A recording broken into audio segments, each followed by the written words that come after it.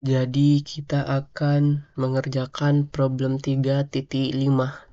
Di sini diperlihatkan saldo akun dan di sini juga diperlihatkan transaksi untuk bulan November dan di sini juga diperlihatkan transaksi untuk akhir November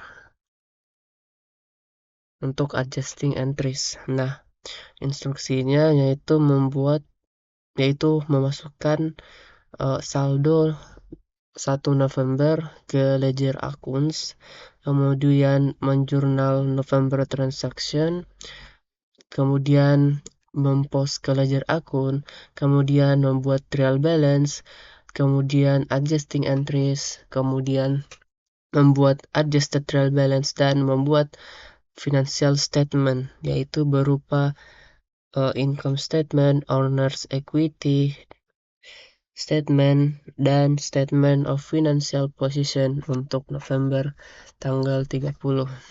Nah, langsung saja untuk jurnalnya. Oke, jadi untuk A-nya sendiri uh, bisa kita lihat di sini bahwa ledger yang tidak saya taruhkan ref itu adalah saldo yang ada di sini atau saldo awal di November 1, 2020.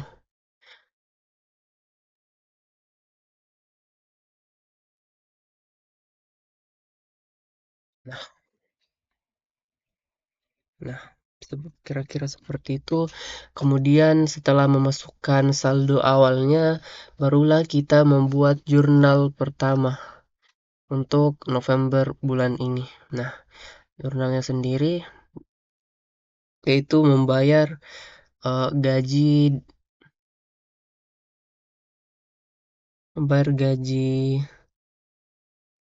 karyawan.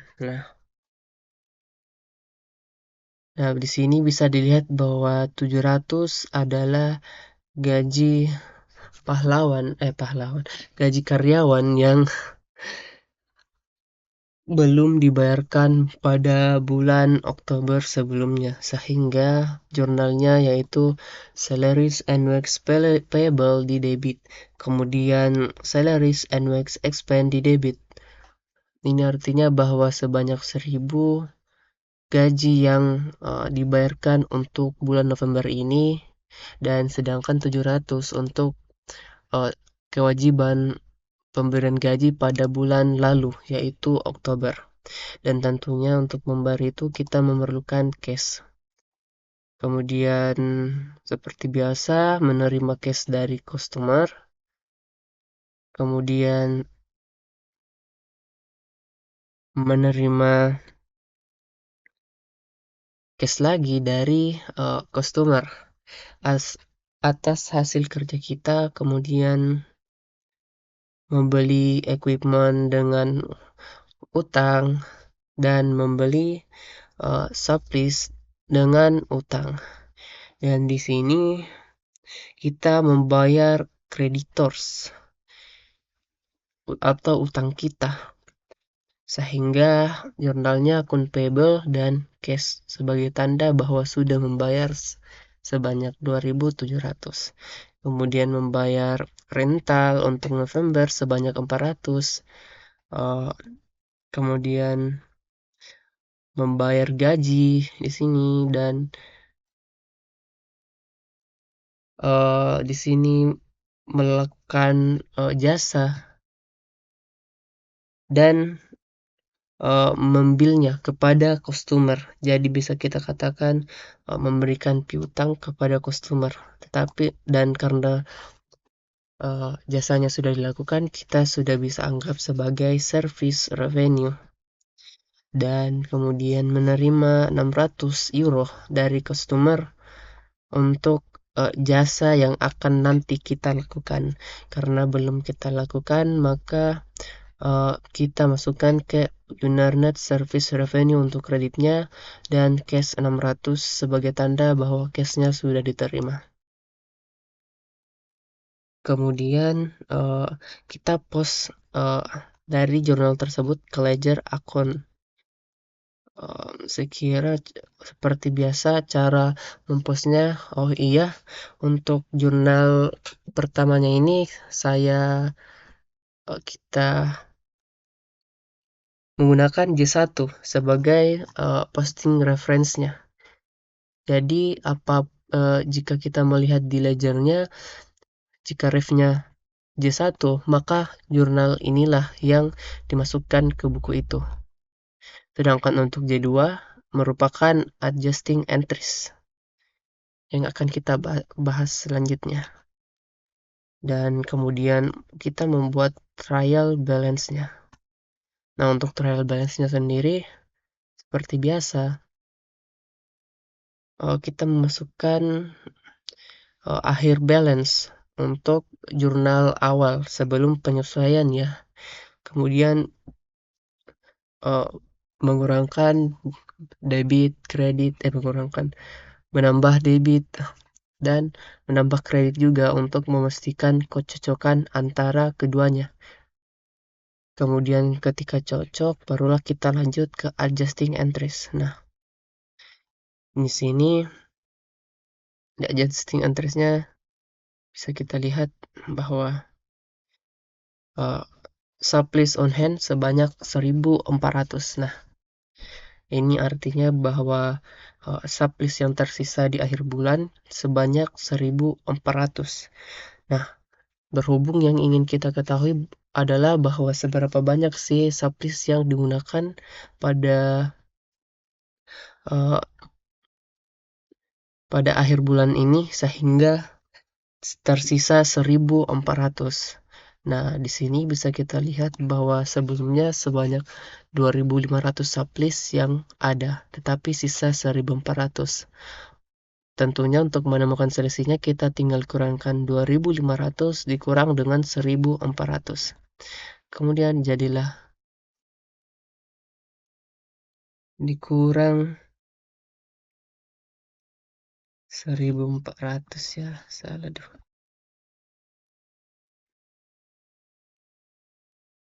1.400 jadilah 1.100.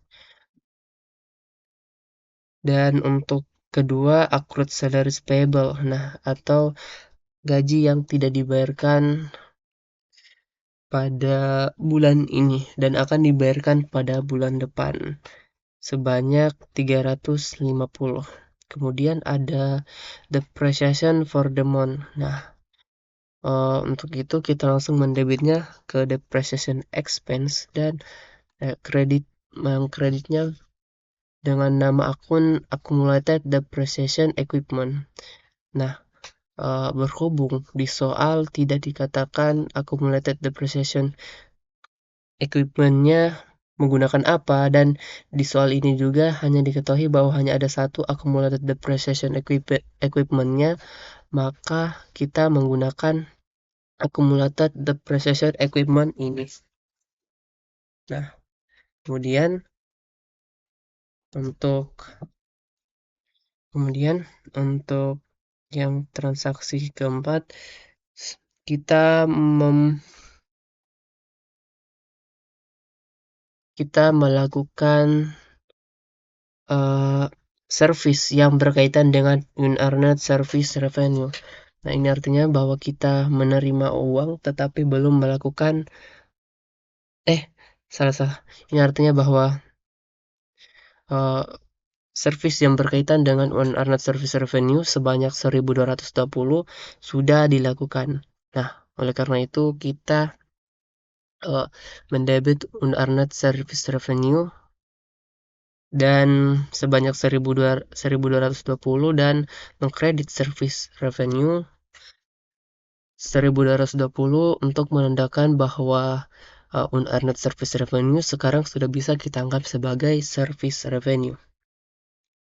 Kemudian untuk adjusted trial balance-nya juga seperti biasa, yaitu tinggal menaruh saldo akhir dari tiap akun. Tapi sebelumnya pas trial balance hanya sampai J1 1.800, tetapi ketika adjusted maka sampai ke J2 yaitu 580. Bisa kita lihat seperti ini contohnya unearned service revenue. Di sini cocok kan sebanyak 580. Jadi sekira itu, oh iya, refnya J2 ya. Saya buat seperti itu supaya lebih mudah untuk dipahami atau dilihat untuk uh, jurnal-jurnal mana saja yang mempengaruhi ledger atau buku besar ini. Kemudian untuk income statement-nya kita tinggal mengambil dari adjusted trial balance. Dan seperti biasa revenues dikurang expense, dan ketika revenues-nya lebih banyak akan menjadi net income. Ketika expense-nya lebih banyak maka akan menjadi net loss. Dan kemudian untuk owner's equity statement, owner's capital untuk November bisa kita lihat di sini sebanyak 13.950 untuk November tanggal 1. Kemudian kita tambah dengan net income dan menjadi 15.720. Berhubung tidak ada pengurangan atau akun bernama owner's drawings, maka hanya terjadi penambahan di owner's equity statement ini. Dan kemudian untuk statement of financial position-nya seperti biasa kita menghitung total aset dan total owner's equity and liabilities. Kemudian ketika kita tambahkan maka akan seimbang jika seluruh transaksi yang kita lakukan benar. Jadi saya kira itu.